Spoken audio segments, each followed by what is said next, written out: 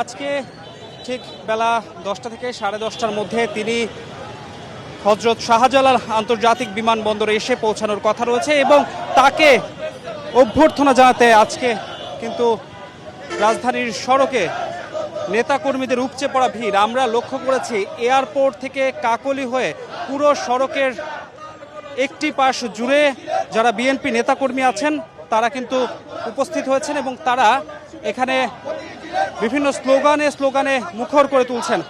আমরা জানি যেহেতু আজকে একটি সাপ্তাহিক কর্মদিবস, তাই রাস্তাঘাটে যানজটের কিছুটা সম্ভাবনা আছে এবং সেক্ষেত্রে কিন্তু আজকে সকাল থেকে আমরা ডিএমপি অর্থাৎ ঢাকা মেট্রোপলিটন পুলিশের পক্ষ থেকে যথেষ্ট তৎপরতা লক্ষ্য করেছি। তারা আজকে সকাল থেকে এই রাজধানীর যতগুলো মোড় রয়েছে সেই মোড়ে মোড়ে তারা অবস্থান নিয়েছে।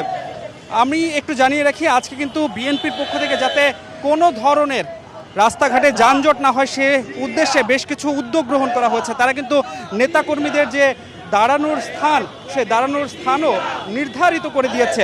আমরা জানি যে খালেদা জিয়ার যে আজকে অভ্যর্থনা, সেই অভ্যর্থনা জানাতে ঢাকা মহানগর উত্তর বিএনপি আজকে অবস্থান নেওয়ার কথা রয়েছে বিমানবন্দর থেকে লা মেরিডিয়ান হোটেল পর্যন্ত এবং ছাত্রদল অবস্থান নেবে লা মেরিডিয়ান হোটেল থেকে পুরোপুরি খিলক্ষেত পর্যন্ত এবং যুবদলের অবস্থান আমরা লক্ষ্য করেছি খিলক্ষেত থেকে হোটেল র্যাডিসন পর্যন্ত।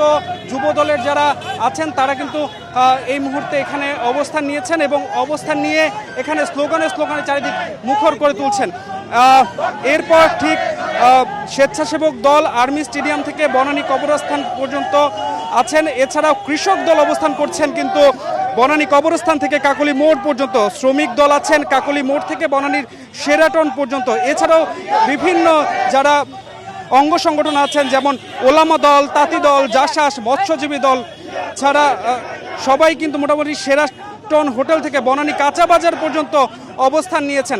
এছাড়াও পেশাজীবী সংগঠন যারা আছেন তারা বনানী কাঁচা বাজার থেকে গুলশান 2 পর্যন্ত অবস্থান নিয়েছেন। এছাড়া মহিলা দল অবস্থান করছেন গুলশান 2 নম্বর গোল চত্বর থেকে গুলশান অ্যাভিনিউ রোড পর্যন্ত। আমরা লক্ষ্য করছি সবার হাতেই কিন্তু বেগম খালেদা জিয়ার যে দেশে ফিরে আসা, সেই দেশে ফিরে আসার যে তারা যে উৎফুল্ল, তারা যে আনন্দিত, সেই যে প্ল্যাকার্ড ব্যানার তারা নিয়ে অবস্থান নিয়েছেন। আমরা এখানকার যারা নেতাকর্মী আছেন তাদের সঙ্গে একটু কথা বলার চেষ্টা করব যে আসলে তারা কতটা উচ্ছ্বসিত। আমি একটু কথা বলতে চাই, আজকে বেগম খালেদা জিয়া দেশে ফিরছেন, এতে আপনাদের অনুভূতিটা কি?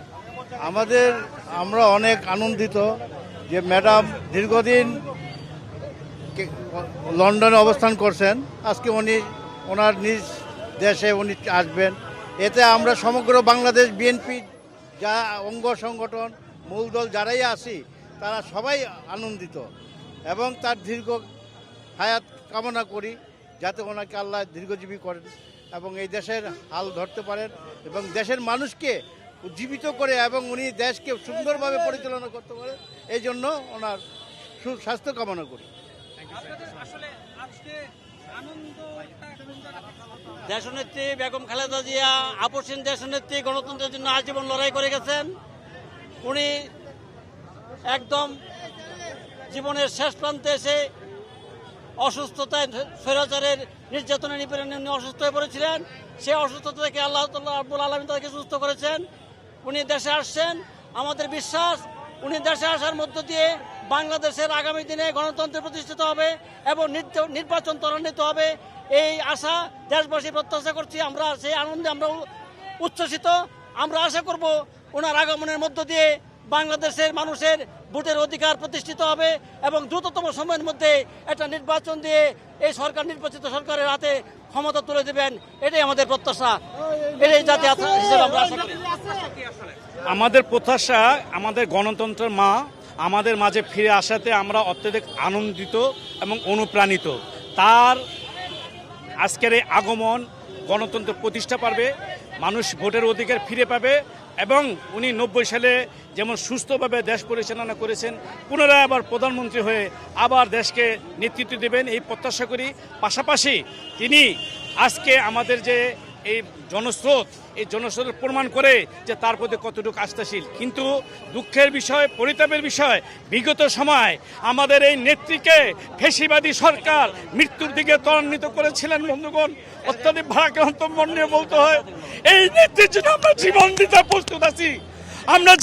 প্রস্তুত আছি।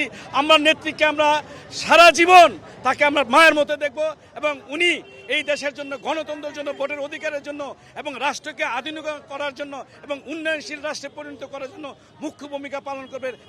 তার পরিবর্তে বিশেষ করে আমাদের তারুণ্যের প্রতীক, আমাদের তারেক জিয়ার প্রতি আমাদের অত্যাধিক আশাবাদ ব্যক্ত করি, এবং তিনি আগামীতে এই দেশের পরিচালনা বলিষ্ঠ ভূমিকা রাখবেন এবং তার দিক নির্দেশনা চলবেন।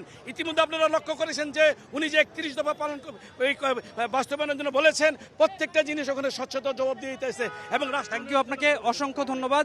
আমরা লক্ষ্য করছি যে রেডিসনের সামনে এখন আমরা যেই জায়গাটিতে অবস্থান করছি, এই পুরো এলাকাটিতেই মূলত যুব দলের যারা কর্মীরা আছেন তারা অবস্থান নিয়েছেন, এবং পুরো এলাকাটি জুড়ে আমরা লক্ষ্য করছি যে তাদের যে জনস্রোত সেটা যে থেমে গেছে তা কিন্তু নয়, এখানে নতুন করে তারা আসছেন। আমরা জানি যেহেতু আজকে ট্রাফিক অর্থাৎ ডিএমপির পক্ষ থেকে কঠোর নির্দেশনা আছে যে রাস্তায় যাতে কোনো ধরনের যানজট না হয়, এবং বিএনপির পক্ষ থেকেও বারবার বলা হয়েছে যাতে নেতাকর্মীরা রাস্তার একটি পাশে অবস্থান নেন, এবং নেতাকর্মীরা আমরা যেটা লক্ষ্য করছি তারা যথাসাধ্য পরিমাণ রাস্তার পাশে অবস্থান নেওয়ার চেষ্টা করছেন, এবং এখন পর্যন্ত নতুন অনেকেই এখন পর্যন্ত যে তাদের যে নির্ধারিত জায়গাগুলো আছে সেই নির্ধারিত জায়গাগুলোতে এসে উপস্থিত হচ্ছেন।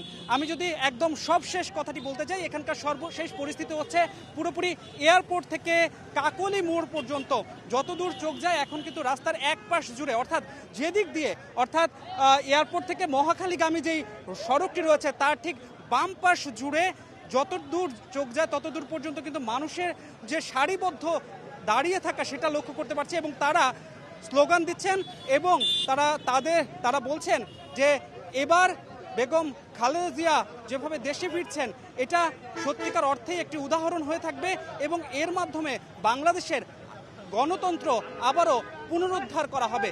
এই ছিল রাজধানীর রেডিসন হোটেলের সামনে থেকে আমার কাছে সর্বশেষ।